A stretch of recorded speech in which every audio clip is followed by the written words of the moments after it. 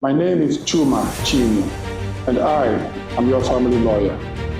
I was called to the Nigerian bar in 1988, and I have over 35 years experience in family law practice. I've helped countless families navigate Nigeria's complex legal terrain, and I am desirous of bringing this knowledge and expertise to you free of any charges. In today's episode, we'll raise and address a burning question.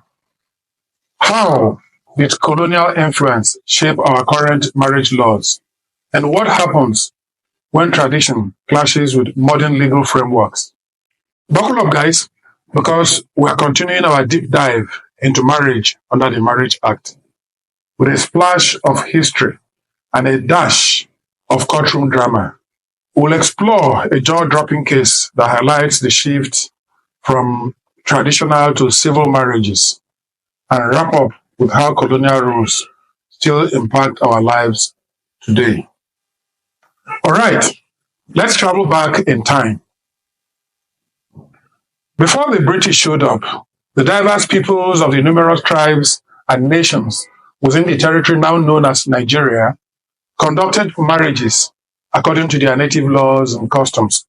Traditional rites and ceremonies varied from tribe to tribe, and so did inheritance laws. Enter the British, who brought with them the Marriage Act. They were like, hey, we have this superior law on how to get married. It will become the law of the land, and marriages will be monogamous and state approved. The Marriage Act, which for lawyers can be found in the Laws of the Federation Chapter M6, copied the British Marriage Act of 1836, making marriages official with public ceremonies, licensed venues, and witnesses. This was a radical shift from the traditional Nigerian way, where marriages were community affairs and were not influenced by the state. Now, let's talk about how the British really shook things up around us. They came and said, one man, one wife. One man, one wife only. Before this, many Nigerian communities, especially under the Islamic or customary law, allowed men to have multiple wives.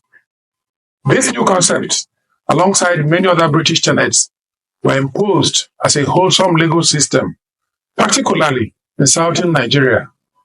It was infused with Christian doctrines that were deployed to reinforce monogamy.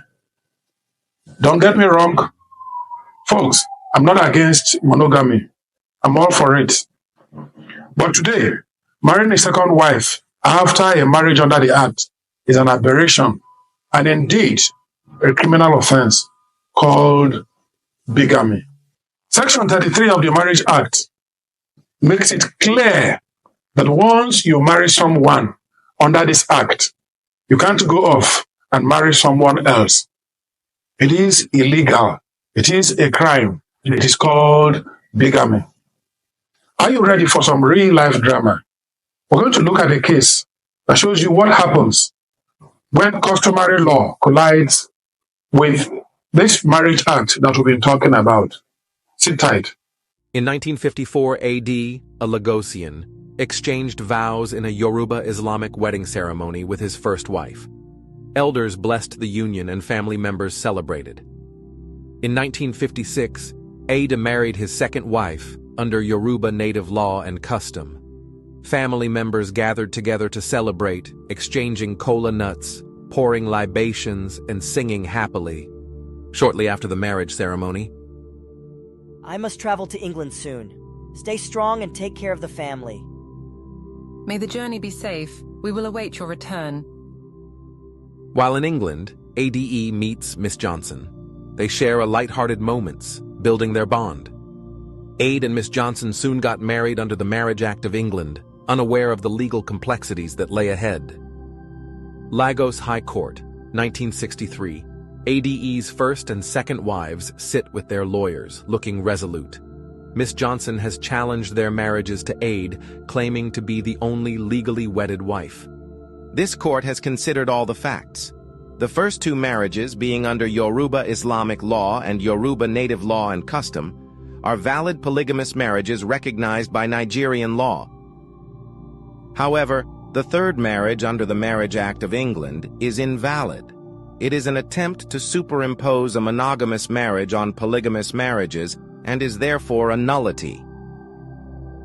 A DE arrives at his family home, greeted by his first and second wives. Later, the wives sit together, engaging in a heartfelt discussion about the implications of the court's decision. Our marriages are recognized because we followed our customs. Yes, we are bound by Yoruba law and custom. This case illustrates how marriage in Nigeria evolved when the colonial masters introduced their own system of wedding and formal registration of marriages. Under the Nigerian law, the Marriage Act is incompatible with the principles of polygamy. However, traditional, cultural, and religious marriages remain valid and can accommodate many wives. This case is a tale of love and of native customs and the Marriage Act colliding in a manner that reminds us that not every tradition aligns with modern legal systems. So just how does this colonial legacy affect marriage laws today? The Marriage Act is still the standard for marriages in Nigeria. It is indeed the gold standard, especially when it comes to things like inheritance, things like property rights, and divorce in southern Nigeria. But here is the kicker. If you're married under customary law and you are desirous of marrying another person under the Act, you must first dissolve the marriage you contracted under the Marriage Act. You must. So folks, in a nutshell, the Marriage Act we have today is all thanks to our colonial history. It brought in the rules about monogamy, formal registration, and legal recognition rules that are still pretty powerful today. If you're thinking about getting hitched under the Marriage Act or have questions about your rights, it's a good idea to get some legal advice. Please call a lawyer. Join us next week when we will discuss the legal implications of marriage under the Marriage Act. Until then, stay informed and be empowered. And please, for God's sake, be good to your family. My name is Chuma Chinye, and I am your family lawyer.